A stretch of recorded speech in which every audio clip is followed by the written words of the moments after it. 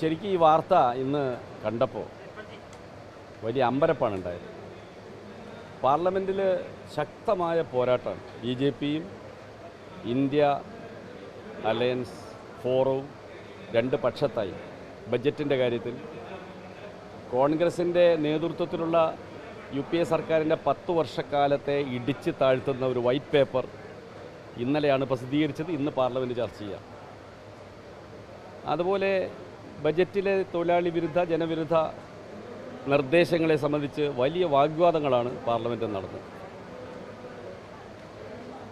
അയോധ്യ പ്രശ്നവും ഉത്തരാഖണ്ഡിലെ ഏക സിവിൽ കോഡ് നിയമം പാസ്സാക്കലും ഉൾപ്പെടെ പുതിയ രാഷ്ട്രീയ പ്രശ്നങ്ങൾ ഉയർന്നു വരികയാണ്.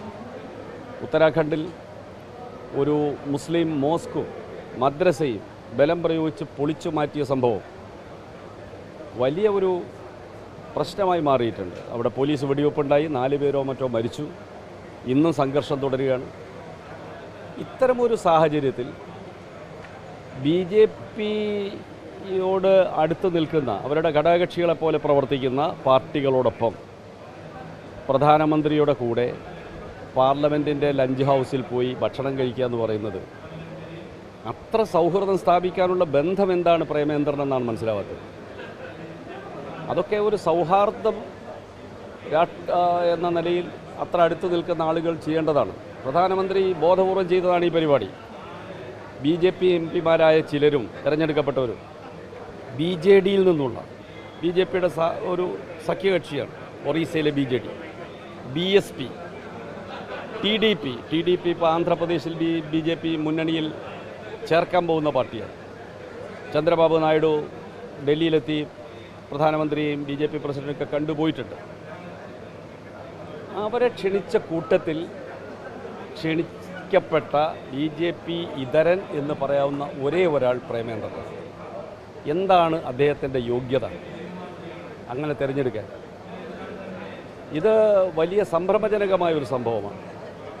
കേരളത്തിലെ ഇടതുപക്ഷ ജനാധിപത്യ മുന്നണിയും ഐക്യജനാധിപത്യ മുന്നണിയും എല്ലാവരും BJP വിരുദ്ധ രാഷ്ട്രീയമാണ് പറയുന്നത്.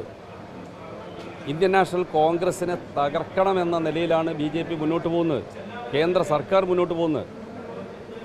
അത്തരമൊരു സാഹചര്യത്തിൽ കേരളത്തിലെ UDFൻ്റെ ഒരു പ്രമുഖ നേതാവ്, UDFൻ്റെ MP, ഇനിയും തെരഞ്ഞെടുപ്പിൽ മത്സരിക്കാൻ സാധ്യതയുള്ള ഒരാൾ പ്രധാനമന്ത്രിയോടൊപ്പം വിരുന്നിൽ പങ്കെടുത്തത് അങ്ങേയറ്റം മര്യാദകേടാണ്, രാഷ്ട്രീയമായ ഏറ്റവും വലിയ തെറ്റാണ്.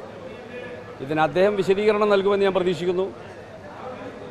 ഈ വിധത്തിൽ ഒരു സ്വകാര്യ പ്രധാനമന്ത്രിയുടെ ഒരു വിരുന്നിലേക്ക് ക്ഷണിക്കാൻ മാത്രമുള്ള അടുപ്പം എന്താണ് പ്രേമേന്ദ്രനുള്ളതെന്ന് പ്രേമേന്ദ്രൻ വ്യക്തമാക്കണം.